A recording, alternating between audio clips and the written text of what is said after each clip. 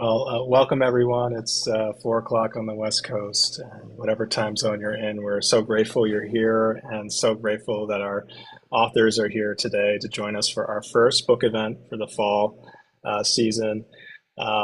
Thank you so much for joining us in this series. We'll have monthly events in the fall in October and November. Then we'll take a brief hiatus until we'll welcome back authors again in February.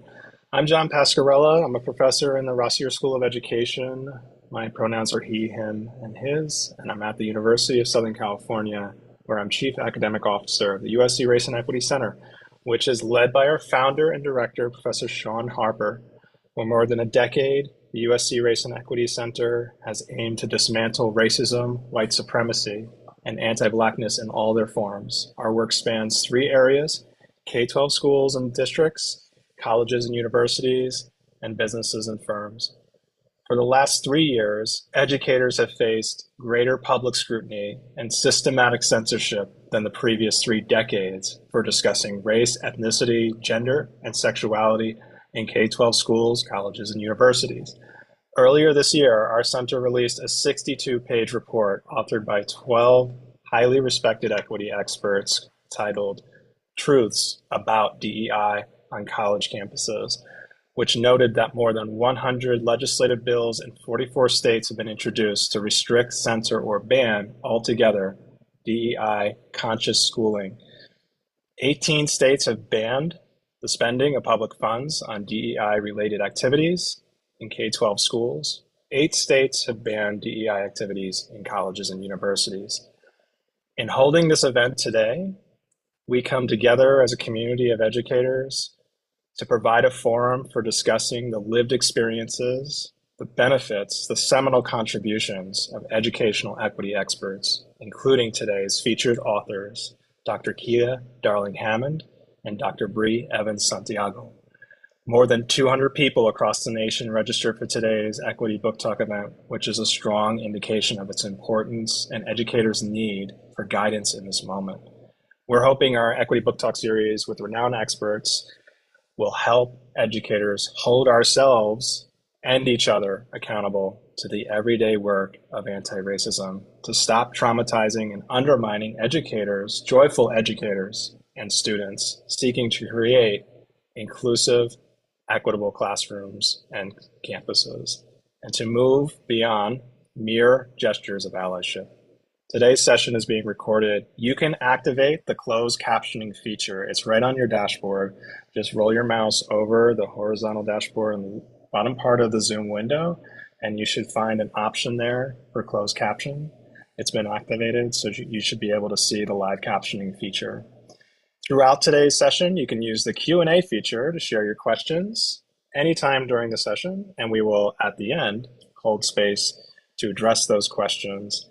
And if you'd like to speak to any of us, to speak to the panel or join the panel in your discussion with the authors, we can promote you through a request to discuss your question. Just make sure you add that in the Q&A that you'd like to discuss this question directly with Dr. Kia Darling-Hammond and Dr. Bre Evans-Santiago joining me today, and authors of T**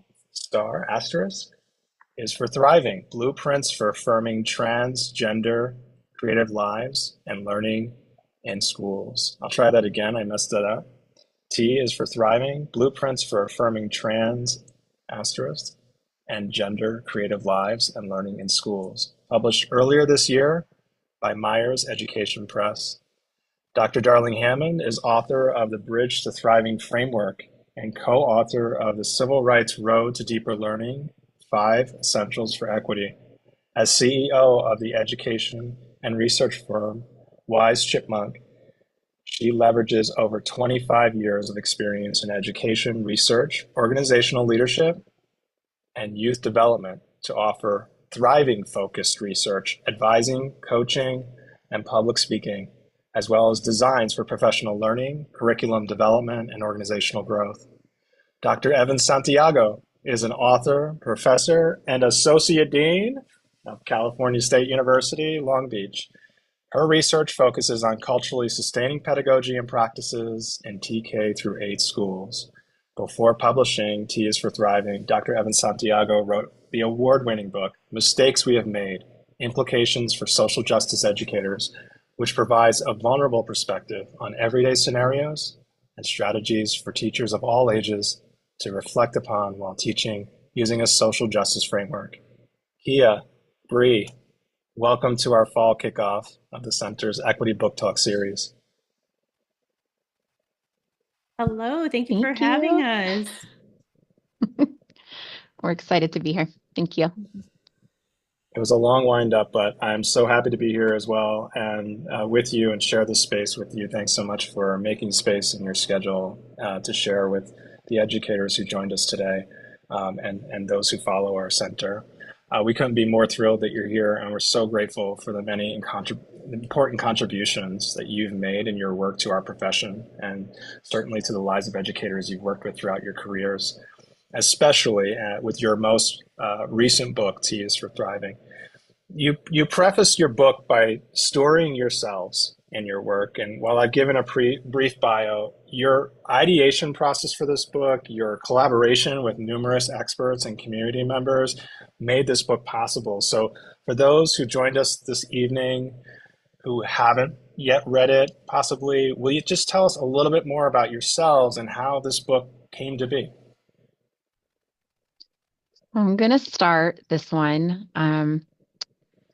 So we say this, and you'll see it in the book. There's a dedication for Bobby and for those like Bobby. Bobby is my spouse. And so my spouse and I, there's this whole story in the introduction and things like that about us. We've been together for over 17 years.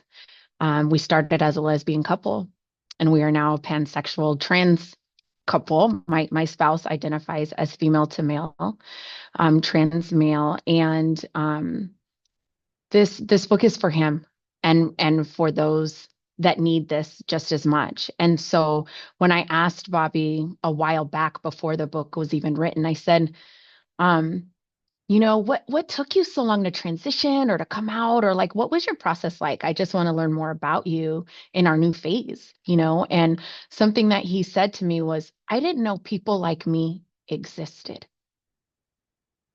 I'm gonna just let that sit for a moment, because we know in history and throughout our lives and throughout the world, people like him do exist and have existed, but he didn't even know that people like him existed.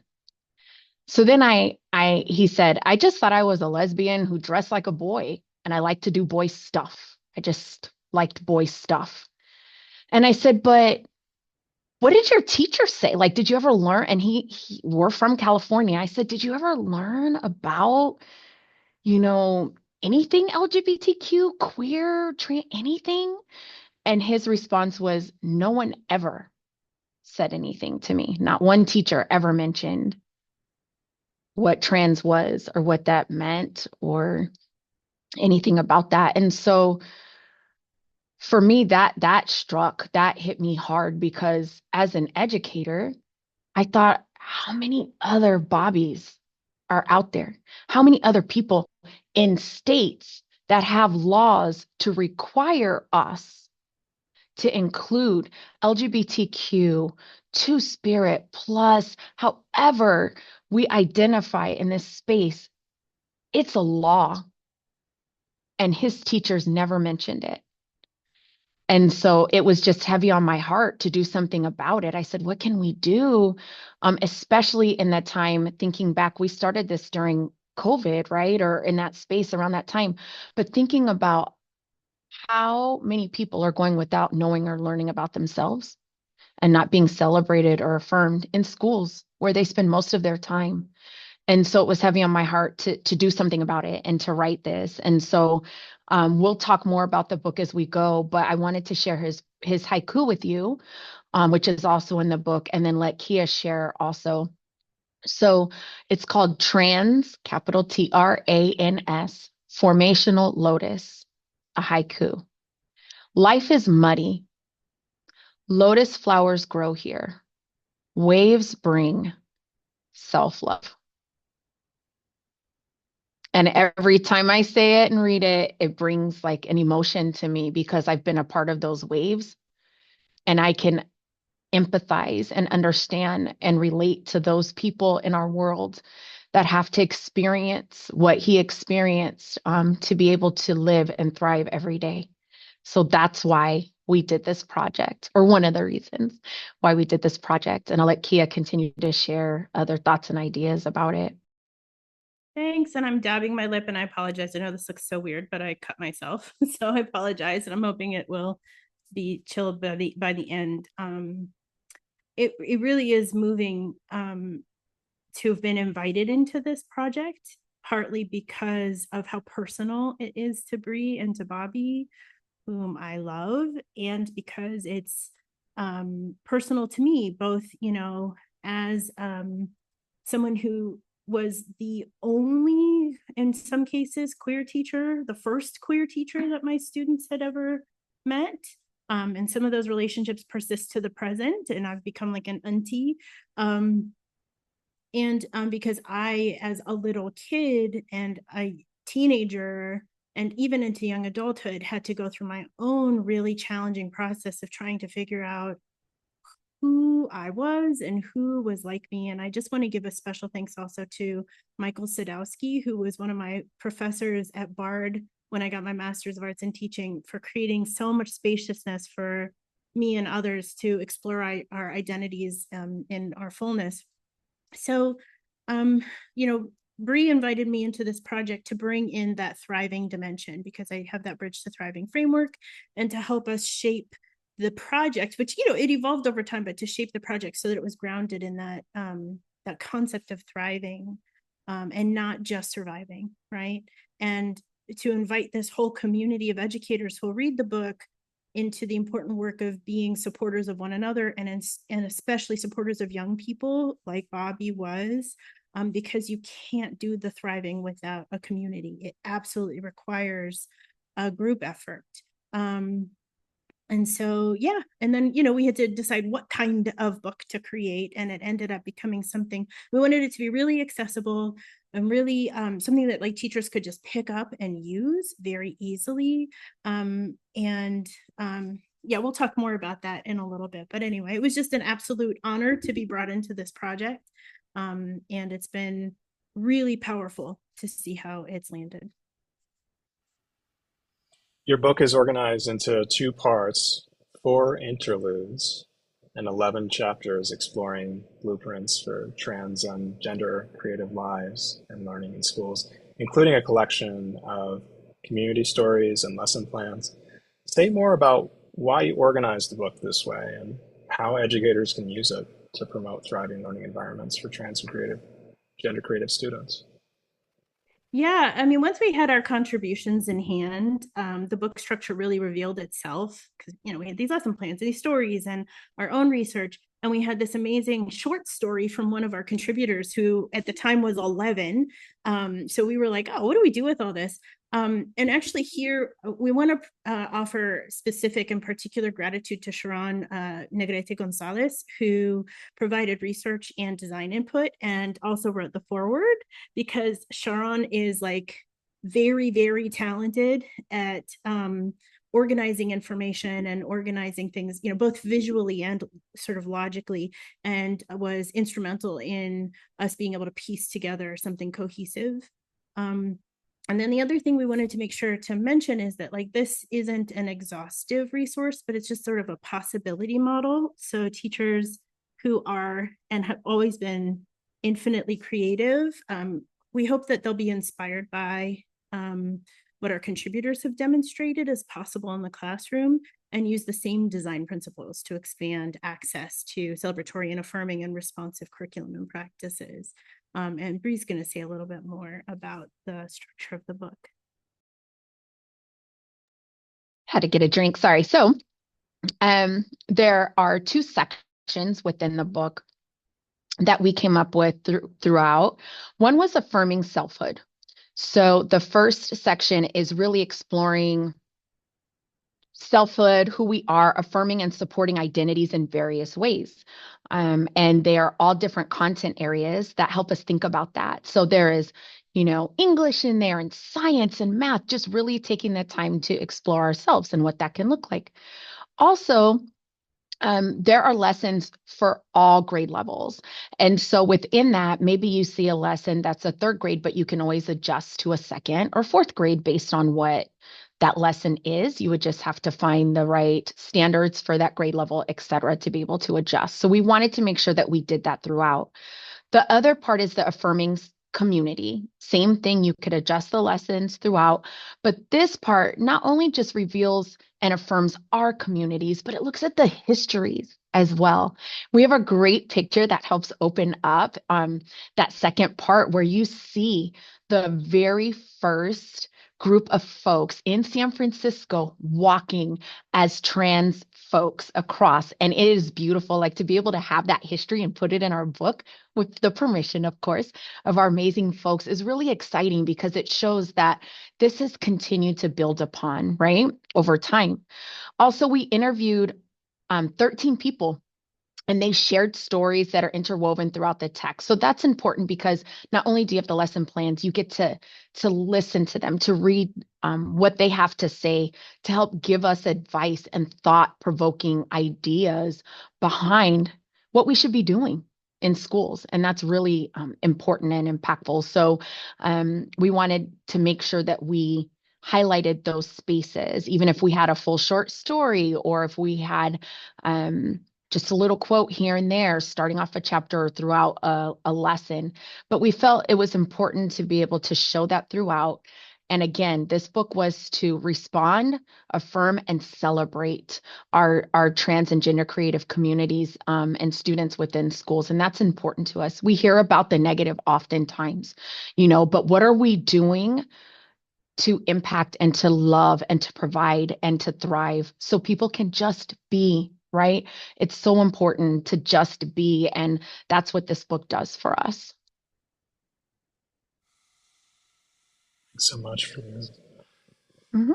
Um, the in your introduction, moving into the book, you define what you mean by trans and gender creative, citing S.J. Miller's work. And what can you tell us about the difference between trans with an asterisk or a star, uh, and trans without one?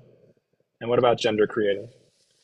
Yeah, thank you for asking that. I think oftentimes people have that question, but they don't really ask it. So we want to be able to share that. And it is quoted within our book. So we'll share that with you. So um S.J. Miller, um, the work stands on the pillar of this book, honestly, because we wanted to look at the whole spectrum of people, of folks, and not leave anyone out. And that becomes difficult as society continues to try and put us in boxes, right?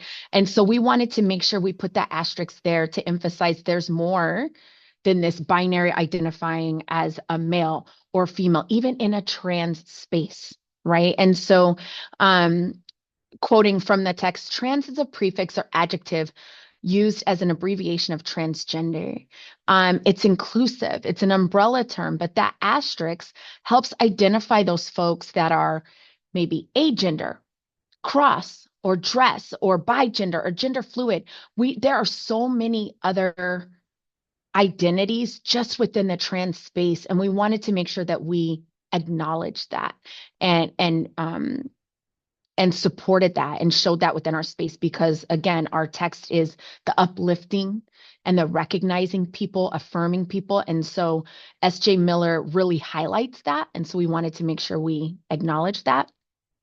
The other part, gender creative, expressing gender in a way that you feel is necessary and important to you, the freedom of expression. But you may not conform to any gender or maybe several genders, and that's okay. But what we want to do is acknowledge that space as well, because again, there are oftentimes that society tries to put us in a space, and we are giving permission to say we acknowledge you for however you show up today and whatever that may look like.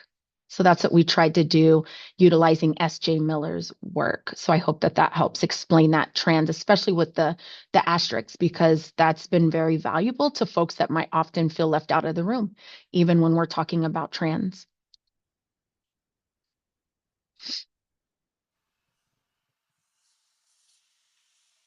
Thanks. And for everyone joining us or just joining us, I know that I'm seeing many people sign on. Thanks for joining us, even if you're able to make it now, or and staying on with us. And remember, you can use the Q&A feature or the chat feature to ask questions directly to us as panelists as our conversation continues throughout this hour. We'll have some time at the end to further engage with you. Many of our audience members that join our Equity Book Talk series and our professional learning academies at the center are K-12 educators. And, as I shared in the introduction, many are navigating unprecedented hostility towards their profession, whether just seeing it in the media and social media or encountering it in their interactions with parents and caregivers and community members, or hearing about what's happening, at school board meetings that were once only making local media are now getting national attention. And so while the backlash towards efforts to be more inclusive continue, educators continue to promote more equitable, inclusive classrooms for their students, for the families of those students in their schools. And as they're thinking about gender inclusivity, gender identity language in particular, and acronyms that expand beyond cis heteronormative terminology, including trans, genderqueer, including acronyms LGBTQIA+, 2+, have long been deliberated in queer and trans scholarship and education before they showed up in public discourse in recent years. And as heightened awareness of gender affirming and expansive language has occurred, heightened scrutiny has followed in this backlash, followed in social, political, and educational contexts and discourses. How do you think educators who are adopting more expansive gender affirming language, how should they navigate these relationships with parents and caregivers? Your book offers some insights, and what I noticed is you move beyond sort of technical fixes to everyday sort of challenges. And I just wondered if you could speak to navigating relationships with parents and caregivers less knowledgeable, less receptive to the expanding their language, their discourse, as well as recognizing the lack of exposure, Bre, you spoke to in their own K-12 experiences, my own K-12 experiences as an educator, and perhaps those in the room. This is resonating with the fact that language wasn't included, that people were purposely excluded from curriculum, from lessons, from histories, from literature, and that are now being targeted to be banned as those texts and histories become more included. I'll pause there. Yeah, it's a robust question. And we're going to speak to that in some other ways a little bit later. I just want to quote from the book briefly and to say that it's really important to underscore that there are trans and gender creative young people in our schools, whether we know it or not, and adults too. Right? So your colleague or a parent or other staff or other people, they're just folks, and they may not be making that known to you. So it's really important to center this period. I think the first thing that educators can do is model the use of gender inclusive language. So small changes like saying friends or everyone instead of ladies and gentlemen are subtly inclusive. And now, luckily, there are lots and lots of resources that can help us find that gender inclusive language that we can use. And as S.J. Miller reminds us, there's a piece of this work that's also about mindset, which is breaking ourselves of the habit of thinking that we can know anyone's gender identity just by looking at them or hearing their voice and so on. We've also seen teachers seek information from students on brief questionnaires, allowing the students to reveal their pronouns or sometimes like a non-public gender identity to help a teacher know how to work with that student if they're not ready to make that known more broadly, and to be careful with that student. So claimed names, for example, might come up in that context and be, called a nickname. And of course, there's also the ease of using they, them pronouns in lieu of binary pronouns, just as a way to not make that assumption about a person that they're in a binary. But I think the key to navigating relationships with people who are still learning how to be inclusive is, one, to hold a firm stance of universal inclusion. Just unapologetically do not waver that that's a value that you hold, and that that includes their children too. And building strong relationships with and between caregivers that are grounded in affirming their underlying feelings of care and concern, but holding fast to that value system of inclusion can really go a long way. Because in most cases, when people's belief systems change, it's because somebody's developed a powerful, strong relationship with them. We have to tap into people's compassion and empathy, and that's how we create those changes in beliefs. And then I think educating people, right? It's really important for people to learn things, and everybody can learn things, especially if their affective filter is low and their psychological safety is high. And I'm a huge fan of GLSEN, GLSEN, for resources related to this. But this morning I did a web search for, quote, talking to reluctant parents about LGBTQ rights, for example. And I just found a ton of additional resources, which is actually amazing, because 10 years ago, it would have been very difficult to find those resources. So there's a lot out there. And then, of course, we talk about this more in the book. And I'll turn it over to Bre. Yeah, so I'll keep adding on to that and just really thinking about supporting educators in this space. I saw in the chat, thank you. Hi, Tyrone. But I wanted to just say that there are acts within, so I'm going to speak regarding California, and that's because a lot of my research is specific to supporting the educators here. But please do the research and see what I think there are like 7 other states throughout the nation that do have inclusive curriculum laws. And so that being said, the California Fair Education Act is one of the laws that's been around for years, and people still do not implement this law, but that supports you as an educator. You have a law that says you are required to include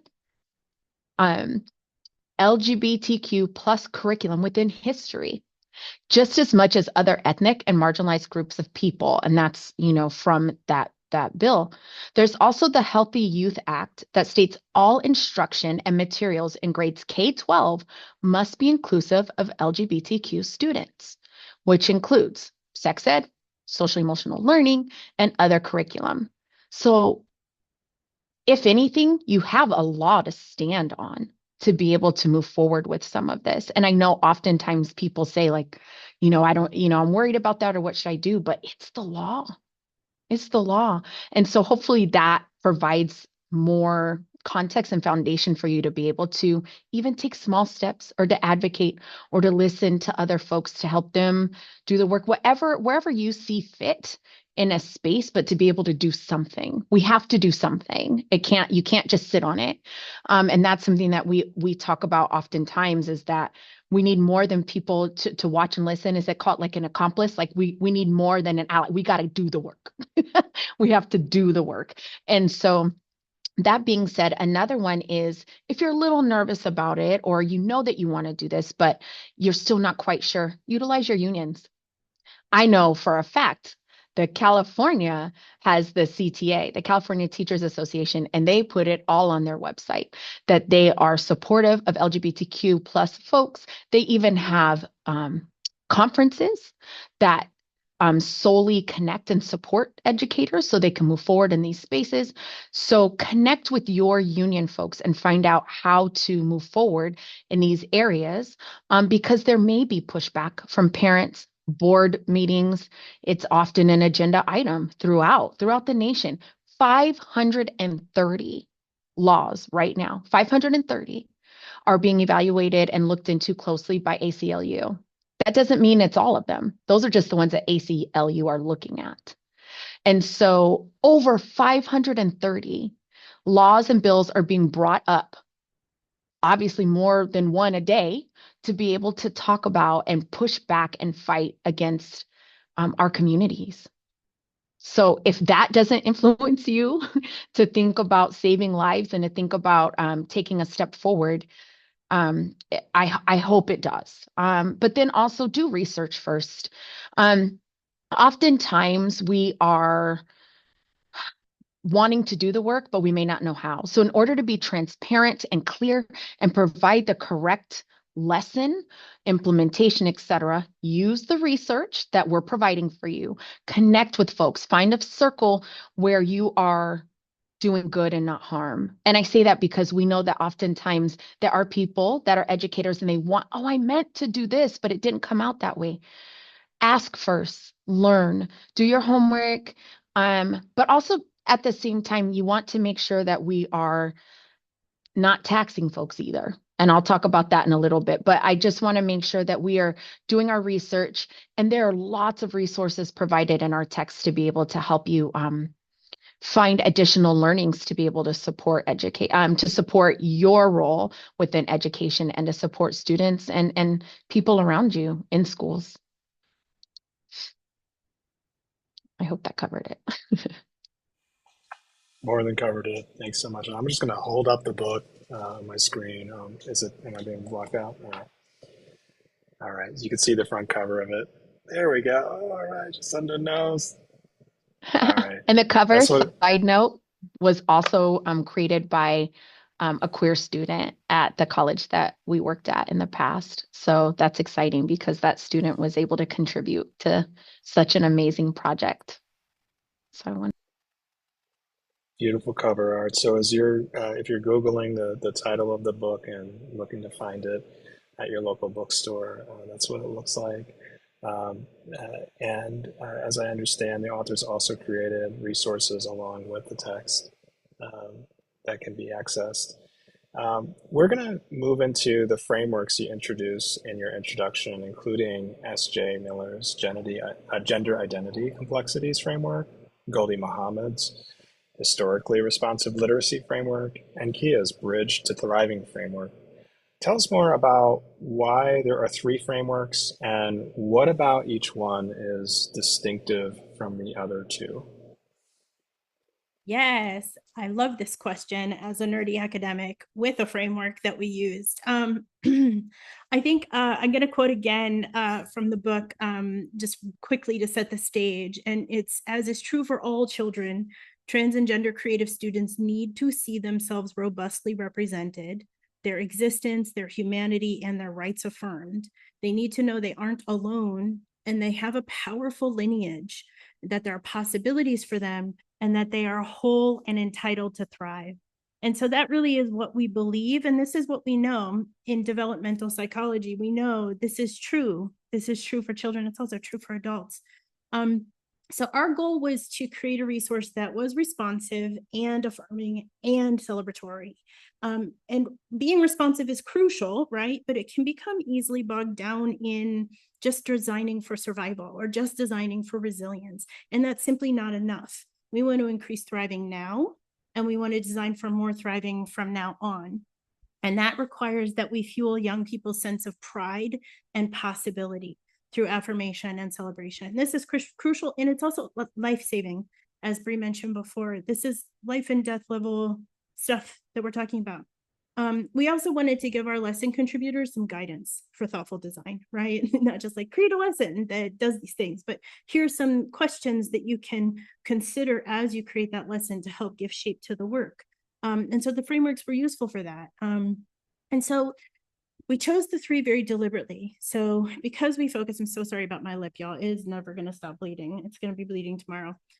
Sorry if that's gross. I'm so sorry. Because we focus on gender, Miller's Gender Identity Complexities Framework is an obvious starting point. It helps educators and others tackle key dimensions of gender complexity and inclusion in a really targeted way. And we want it to be targeted. And it's guided by a series of axioms and 10 principles, which we translated into some guiding questions for our contributors. But the major categories are gender complexity, which is a real thing. Gender is not binary, it's not simple. There are so many different ways to be in your body and identity around this question of gender, including no gender. The second is authenticity, and creating the conditions for young people to be authentic. about who they are, who they truly are, and to learn what is really true in the world. Self-definition, which is ceding really the power over self-definition to young people, which is an explicitly anti-adultist stance that is really important from a developmental standpoint. And critical consciousness, which is an attention to power and disparities in power, how power is leveraged to reproduce power and disparities of power, and also ways to act towards justice.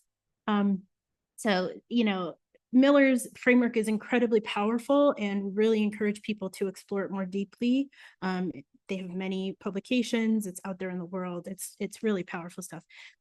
Because we were focusing on curriculum as well, that's responsive and affirming and celebratory, Gholdy Muhammad's historically responsive literacy framework was a perfect fit. Muhammad argues for a reframed, I'm quoting, a reframed set of learning standards that are grounded in history and restore excellence in education. And these, quote, enable educators to reimagine what learning can look like and begin to offer, this is important, a promising framework for students who have not traditionally seen themselves in formal learning situations. Muhammad says, you deserve to be here, present in the curriculum, to be a part of the history that we learn, to be a part of the canon that we read. You belong here too. And the 5 dimensions of her framework are identity, skills, intellect, criticality, and joy. So very similarly about the self, identity, skills in particular, she said, we are not about this learning being sloppy. We are about this learning being rigorous. You will know how to do things well. Intellect, you're going to really use your critical thinking, your ability to solve challenging problems. You're going to exercise that brain. Criticality, again, with attention to power. And joy. She explicitly says learning can be and should be joyful. Education that is joyful is powerful. And because we recognize that just surviving schooling is simply not enough, shout out to Bettina Love, because schooling is a reflection of our society and shapes adulthood life outcomes, and because thriving is a human birthright, we chose the Bridge to Thriving framework to invite a holistic and developmental thinking about design. The 6 dimensions in that framework are community, because we can't thrive without each other. And we absolutely struggle to thrive when others in our world and our society and our community are not aligned. Abundance, which is not abundance like, oh, I have so much money, but abundance as in I have hope. I am able to dream. I have the resources required to thrive. I'm not afraid to tell the truth, that kind of abundance. Pleasure, which is very much in alignment with Muhammad's emphasis on joy, but that can include purpose, sense of purpose. Relief, obviously, because we're not thriving all the time and the world is hard and sometimes bad stuff happens. And then a composite dimension that came out of the research, which is simply being. Like, I just want to exist. I just want to exist in my fullness. I want to simply be. So the frameworks are distinct, but they overlap, obviously, and they enrich each other. All 3 invite critical consciousness. All 3 recognize the central identity of the central role of identity. And each is grounded in the particular experiences of different but overlapping marginalized communities. But they're a little bit different. Miller's reminds us to attend to the culture and context of the school and classroom and the relationship between students and teachers, in particular around gender. Muhammad reminds us that we can be explicitly inclusive and rigorous in what we choose to teach and how, and that combats historical erasure, among other things. Very explicit. And my framework reminds people that what we do in schools is tied to our entire lives, our wholeness, and it can be holistically and developmentally robust, that's possible. So that's why 3 and not just 1. Yeah, thank you so much. And you shared so many crucial aspects to all of these frameworks. That was a lot to cover, and your book does a really great job laying it out and applying it. And my only follow-up question is if you might share a little bit more about how you developed, tested, applied your own framework, how you came about, like if you might like pull back the curtain a little bit for our audience on like how did you develop these constructs within your own framework, and clearly there's like as you just laid out for us the connections and the ways these frameworks work together. You having been the progenitor of one of those 3, could you tell us more about that creative process, that design process. And well, I can, because it's my favorite topic. So yeah, thank you for asking. The inspiration for my research came from my own experience as a high school teacher and then a central office administrator. Also, in my work before that in youth services, but mostly from my conversations with my students and my nibblings. And I think, like so many educators, I found that schooling can get in people's way. It sorts us, it ranks us, it turns us into competitors and winners and losers. It's compulsory. So whatever it's giving us, we have to show up for, internalize, and manage through. It force feeds us sometimes information that has little utility in our real lived experiences. And it often fails to do the most crucial developmental work that humans need done during these really crucial developmental years. You think about how much time we spend in school, that we have to spend in school. They can be really all consuming.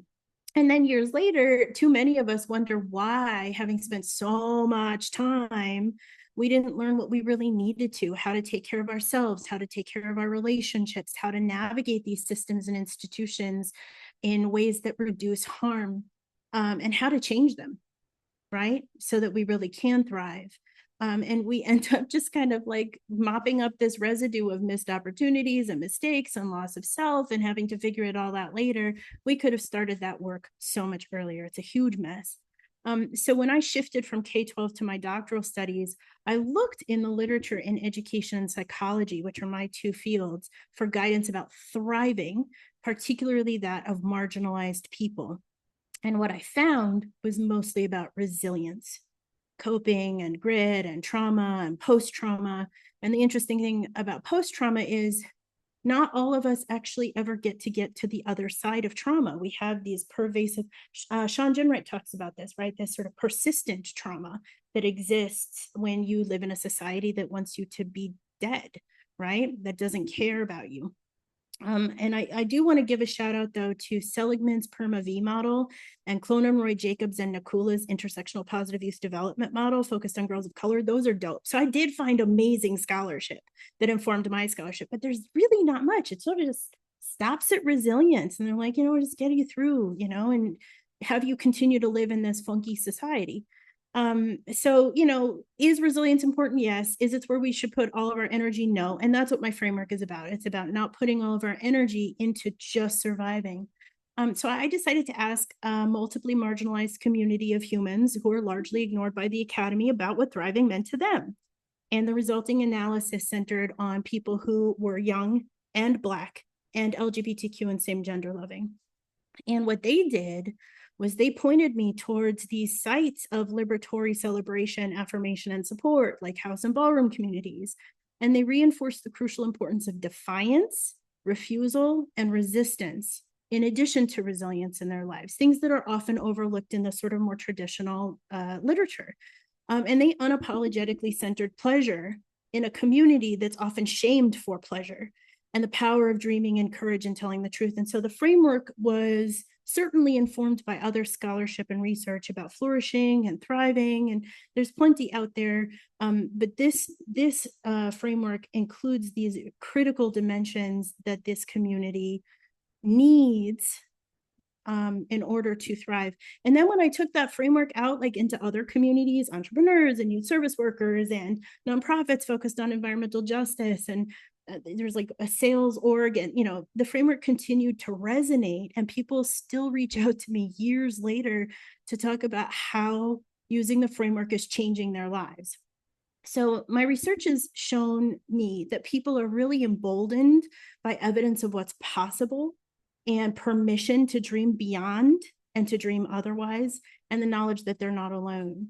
And that's where that courage and that defiance and that truth-telling can really happen.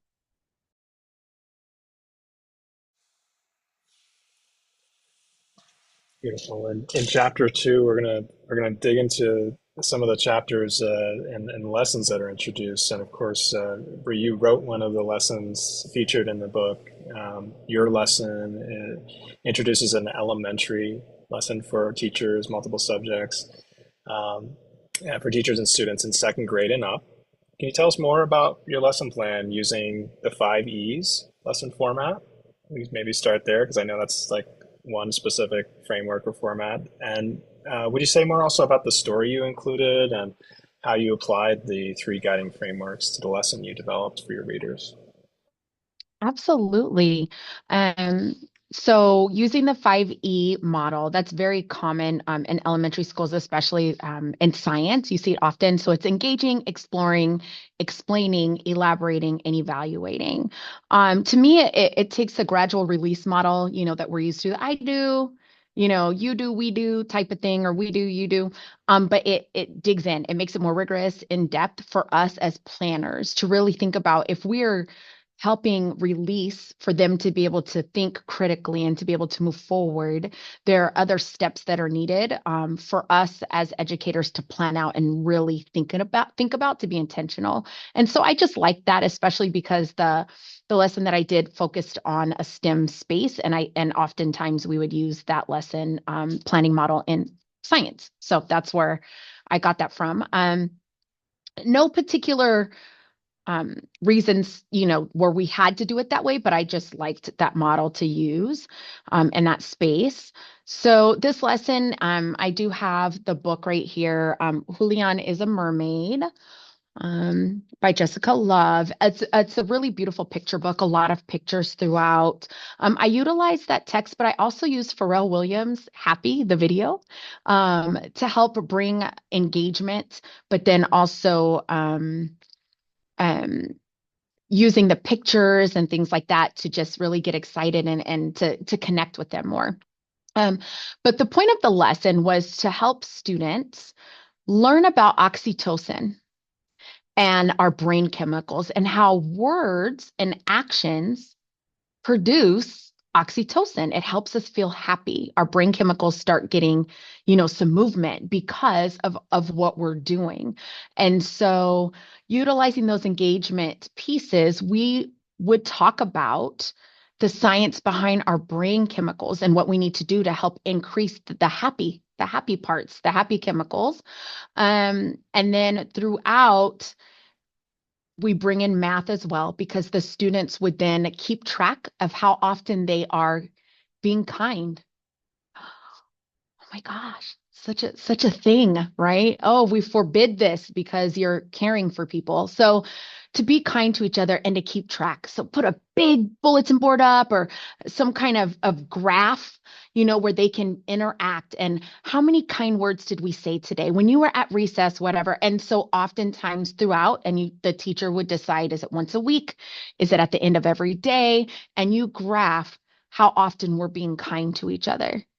And oftentimes people become even competitive with themselves, like, oh, I only did it once today. I'm gonna try again tomorrow. I want to do it more often. I want to be kind. I'm gonna, go tell so and so, good job jumping rope, etc. And so what we're doing is building that social emotional space, but then also helping them learn to not bully each other because so and so wanted to jump rope but yet they look like a boy according to society. What does that mean? So helping kids, students, learn how to be kind, but practice it and track it and be able to use it throughout. So using science and math, but then also bringing in some literature and music to help the younger kids learn and understand what oxytocin is and how to, increase our happiness within the classroom. That connects to all three frameworks, right? Because we're getting rigorous. So we're thinking about with Goldie, it's like seeing yourself in this space, brown person on the cover, so like stretching that out a little bit, helping people, and then a person wearing this dressing like a mermaid. So if a person likes to dress like a mermaid or dress up, they see themselves in this space. But then so that's the identity piece, which connects also with SJ Miller, but thinking about the rigor behind it, right? Using math, thinking critically, how do I do this? How can I add more and things like that? Identifying with self, what makes me happy. And all throughout is, of course, Kia's, the belonging, relief, pleasure, abundance, selfhood, just being, just being. And Julian's abuela supports their journey throughout the whole thing and celebrates with them, and they go out to a parade, all of these things. And it's like just having that love and that support is so impactful and important. So in that story, surprise, second grade, going to talk about LGBTQ, and it's okay. But we bring that in, and I think it's, and we provide all of the standards and objectives and things like that you would need to be able to work through that lesson. So there we go. And you can increase or decrease the grade level.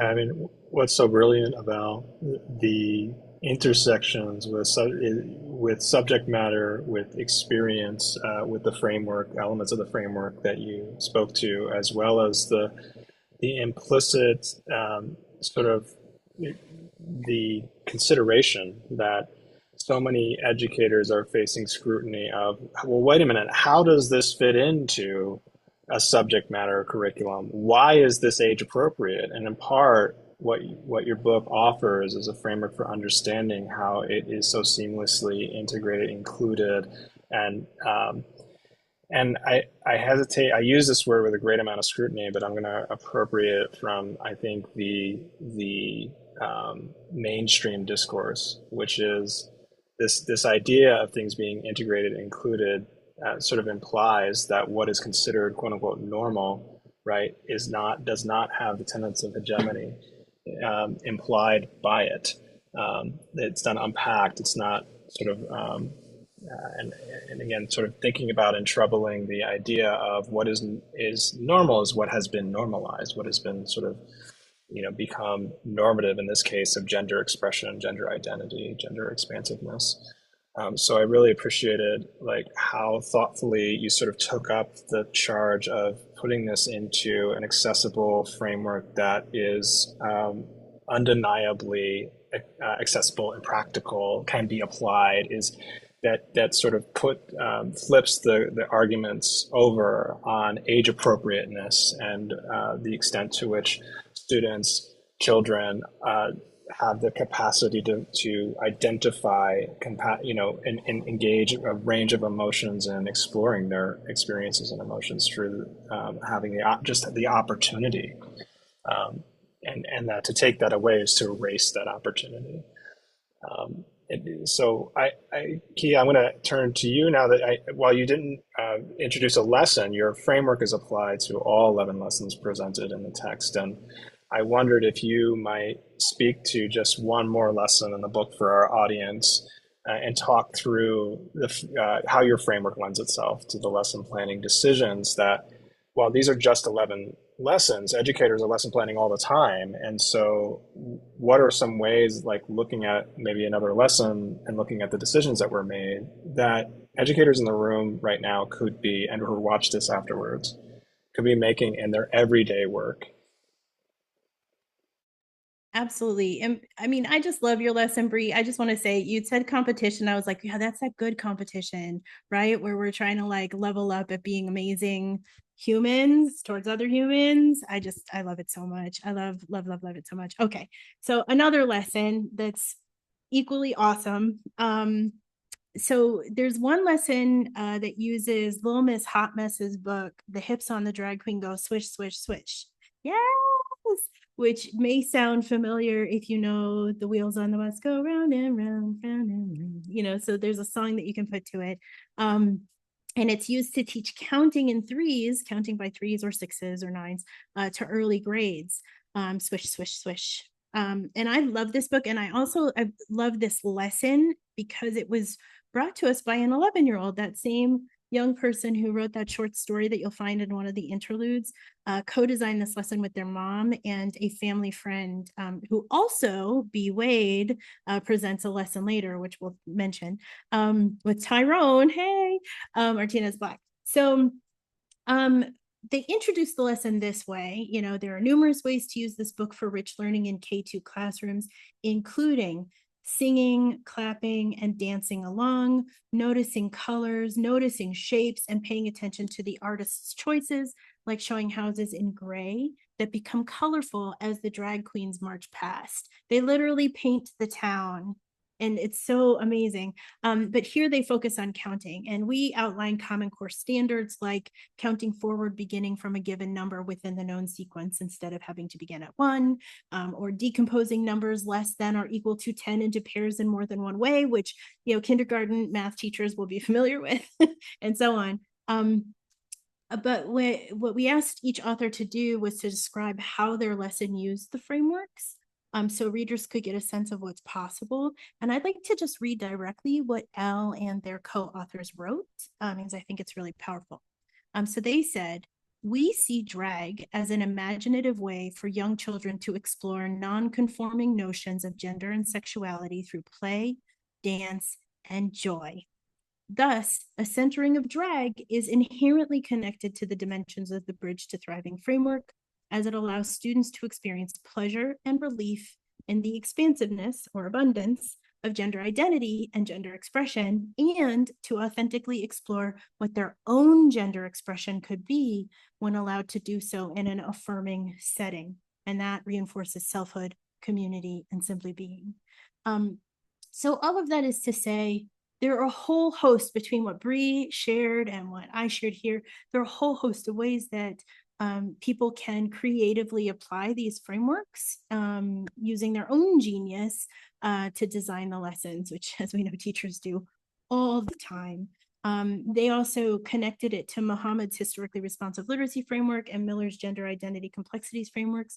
So they talked about the connection to Muhammad's framework, which was that this lesson allows students to explore various representations of gender identity in an age-appropriate manner, engages students with several representations by counting by 3, which is skills development and intellect, and centers on a text that presents gender expression as expansive, unique, and personal, rather than adhering to the traditional scripts of gender and gender identity, typically taught in PK-16 schooling, which is criticality. And then they mentioned that centering on a text that celebrates and honors the identities, playfulness, and thriving of drag queens, this lesson embodies the overarching goals of Miller's framework. That is, to present gender identity as a complex human phenomenon, and to ensure that students' voices and expressions of gender identities are heard, affirmed, and recognized. And they give us a nice little page number. In using the hips on the drag queen as the core text, this lesson allows students to begin understanding the central idea and focus on a representation of gender that steps outside of traditional cisnormative heteropatriarchal views that are centered in our PK-16 schools. Ta-da! So that's a way to use the frameworks. Thank you, Kia.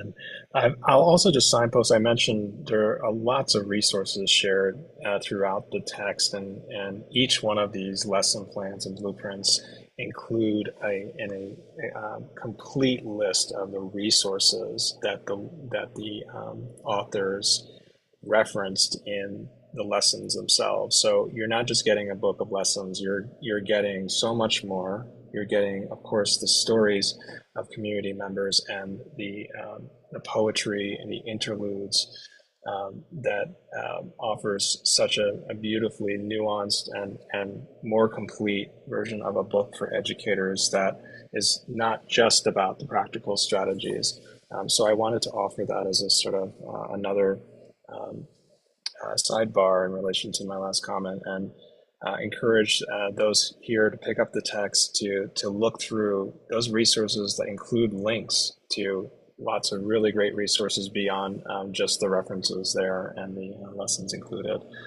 I know we're just at coming up on the hour, and you have generously been responding to questions in the Q&A, and for our audience members, we're going to transition in just a moment. I have one last question I'm going to ask, and if it's okay with the authors, are you able to stay on a few minutes past the hour? Wonderful. Okay. For those of you who can stay on with us, thanks for joining us. Thanks for staying on. I'll have one more question. This is your chance, though, to use the chat or use the Q&A if you have a question for our authors you'd like to address with the community attending. At the outset of the book, one of the storytellers you include is M. Rice. M. Rice tells readers, if we can tell our stories first in enough, there's a privilege and a burden of being out there, which is that you get to help people that you may never ever know about. For educators, this burden is compounded by uncompensated labor of educating colleagues, bosses, and parents and caregivers. When an educator makes a range of decisions as to how to present to their students, to their colleagues, and when presenting their gender identity in ways that that is their version, their expression for them to make decisions about that are run counter to what the majority have been socialized as normal, as normative. And so the questions abound as they experience and navigate this terrain. What advice can you offer trans educators when adopting a T is for thriving mindset? And how does that advice differentiate itself when you think about cisgender queer educators, cisgender hetero-identifying educators? Why are these distinctions important when adopting your framework for the benefit of educators in the room? I'll start and I'll try and just kind of connect some of those as you were saying that. So overall, it's important to build empathy and compassion, right, within each other, within our communities, et cetera. But experiences and exposure to various people and circumstances are so necessary. That's how we learn. Intentional instruction is important, and it's possible when we have community grounded support and resources. There are examples that we can look up, we can Google it and see where it went wrong. It's out there in the news and what have you, where someone tried to make an attempt to be inclusive, but the research wasn't done, but the resources weren't there. And so leaning on each other, people that are in the know, people that have the experiences, being a part of those spaces and circles to learn from each other is important. And throughout all of that, to just emphasize and to think about trans educators specifically, I want to say that your voice matters, and kids like Bobby need you. But learn of your protected rights, because not often can you be in a space. That was one of the questions. Yes, there are laws, but then what? Find your people, find the accomplices, find the people that will advocate beyond to be able to support you and be there for you. Why does it matter? What the difference is privilege. Some people have gender privilege. Some people have race and gender privilege. Lean on those folks out there that know and understand and acknowledge their identities and their privileges. Help us stand up for our rights. And I'm serious, like we got to stand, we got to push forward. And it's so important that we don't continue to just say the thing or, what have you, but action needs to happen. And whatever that is in your space, learn about it, but be careful, be wise, find resources and each other to be able to do it together. There are strength in numbers, and it does make a difference. There are more of us that love and care and support than other folks, but you see and hear about the negative and the erasure. And so we have to make a more impact with who we are and what we can do. And what better place than in school? We're there all the time. So I just wanted to say that and to acknowledge those differences and ensure that we know that experience and exposure help us to learn about each other. And we can't do that if we continue to be silent. So, and whatever that means for you, right? Mm-hmm. Your silence may not be what I define as silence. So just think about that and how to take a step forward and whatever that looks like for your space. Yeah. And I'll stop there because I have a lot to say, but I know because of time. So Speaking to the folks who, this would be my advice to any educator, but with attention to their positionality around power and identity and relative safety, which Bre has spoken to. Sometimes we have race or color, skin color privilege. Sometimes we have gender privilege, et cetera, et cetera. Sometimes we have relational privilege or, economic privilege, whatever. But fundamentally, those people who do have privilege, as Bre said, really, really do need to make it known that they're down for the cause. And all of us, regardless of where we're positioned, we need to be unyielding in our integrity and our commitment to protect children and their right to exist fully and to participate in the world and to self-actualize. And that means being able to show us who they are, who they truly authentically are, what they're passionate about, what they're afraid of, what they hope for, without shame or judgment. So fundamentally, we're called in this moment to find our liberatory, developmentally grounded why. And I don't know what the work is if the work is not creating the conditions for young people to self-actualize and have a future, which we may not get to see. And so that protection, it has to extend to the kids, it has to extend to the colleagues, and it has to extend to the community whose children attend our schools. None of us are not in trouble. Like, we're all in trouble.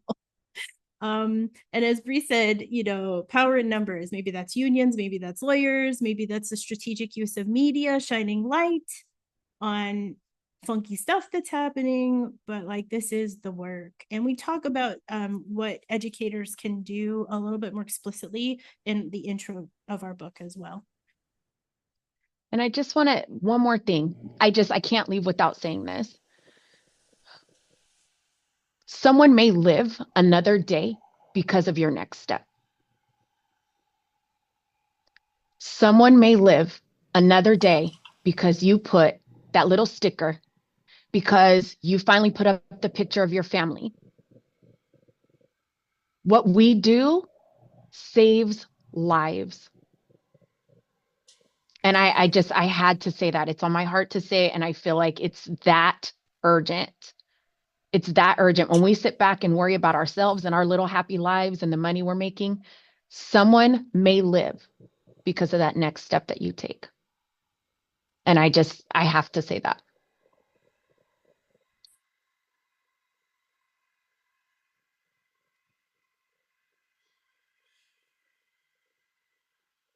Nice space. Kia and Bre, it's been a tremendous honor to talk with you and about your important book, about the important work you do, and to learn more from your brilliant insights. I'm certain everyone attending benefited from this conversation this evening and everything you brought to it. So thank you so much on behalf of the Race and Equity Center. We thank you, and we thank everyone for joining us this evening.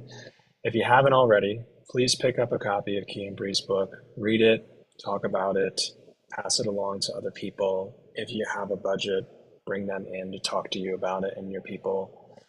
Thank you so much for joining us. Before we close, I also want to thank our colleagues Annie Chen, Lada Apsyang, and Dr. Sean Harper for their extraordinary support in offering this free event to educators around the country. Thank you, everyone, for joining us. We will review this recording. We'll post it. You'll be able to share it with your colleagues, families, and friends. Thanks again.